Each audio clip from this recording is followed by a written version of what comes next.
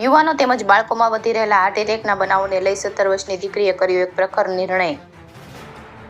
12મા ધોરણમાં અભ્યાસ કરતી એક યુવતી લોકો માટે CPR ટ્રેનિંગ અને હાર્ટ એટેક પ્રત્યે જાગૃતતા લાવવા ચલાવે છે સંસ્થા।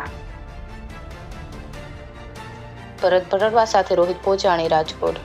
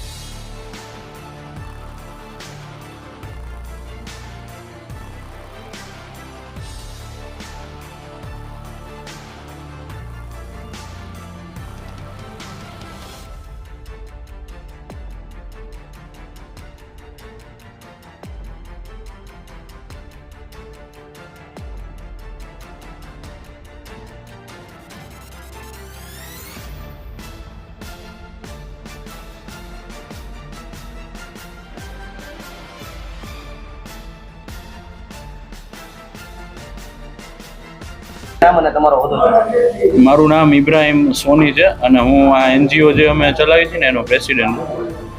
શું છે આજનો પ્રોગ્રામ અહીંયા? આજે બિંગ યુનાઇટેડ NGO અને આ આર્ટ ઓફ હર્ટ કે જે 12મા ધોરણમાં ભણતી છોકરી એક સંસ્થા ચાલુ કરી છે, એનું નામ છે ઝેનબબેન કપાસી। અમે સંયુક્ત ઉપક્રમે એક લોકોમાં CPR ટ્રેનિંગ અવેરનેસનો પ્રોગ્રામ કર્યો છે કે માણસોને જ્યારે હાર્ટ એટેક આવે તો માણસોને આપણે કઈ રીતે બચાવી શકીએ।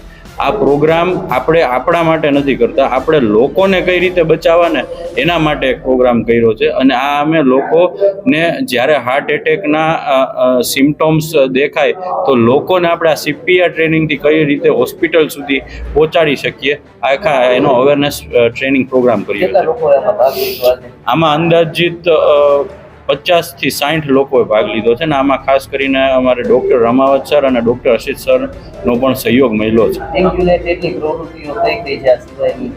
અમે આવા અવેરનેસ કેમ્પો કરતા હોઈએ છીએ, સરકારી લાભોના કેમ્પો કરતા હોઈએ છીએ, બ્લડ ડોનેશન કેમ્પો કરતા હોઈએ છીએ, લોકોમાં અલગ અલગ જાગૃતતા કેળવાય એના પણ પ્રોગ્રામો અમે કરતા હોઈએ છીએ। ખાસ તો આ દીકરી ક્યાંથી ટચમાં આવી આપણને એમને કઈ રીતે મળી? એટલે 12મા ધોરણની દીકરી આટલું મોટું અમે ખાસ કરીને એટલે જ આ 12મા ધોરણમાં ભણતી દીકરી જે 17 વર્ષની ઉંમરમાં એને કંઈક કરવું છે, લોકો માટે કંઈક કરવું છે, એવી ભાવનાથી એ અમારા સામે આવી કે ભાઈ અમને ખબર છે આ NGO આપણા સમાજનું ચાલે છે અને એવી ભાવનાથી એવી એટલે જ અમે એને સપોર્ટ માટે આવ્યા છીએ। અને હજી જ્યાં પણ કહેશે એની સાથે અવેરનેસ કેમ્પો આ કરશી ને આ એક મુહિમ એવી છે કે આ તમારે બીજા માટે કરવાનું છે, પોતાના માટે પોતાને આનાથી નથી બચાવવાના પણ તમે બીજાને કઈ રીતે બચાવી શકો।